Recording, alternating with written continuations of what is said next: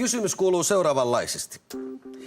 Kuinka monta prosenttia naisista on sitä mieltä, että ei ole hyväksyttävää imettää julkisilla paikoilla? Huomatkaa sana ei. Aikaa on asetettu kelloon jälleen 10 sekuntia ja se käynnistyy nyt. Olkaa hyvä ja valitkaa vastauksenne siellä vipua veivaamalla. Lukitkaa vastauksenne viimeistään nyt. Mutta te olitte nopeita molemmat. Antti Häyrä on sitä mieltä, että vain 12% naisista ei pidä sitä hyväksyttävänä, että imettää julkisilla paikoilla.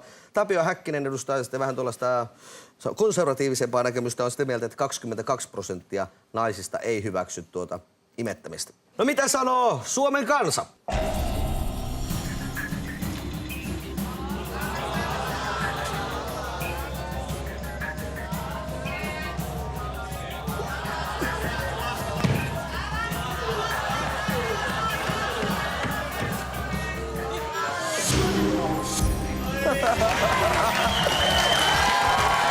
Mahtavaa! Antti Häyrä, olet voittanut.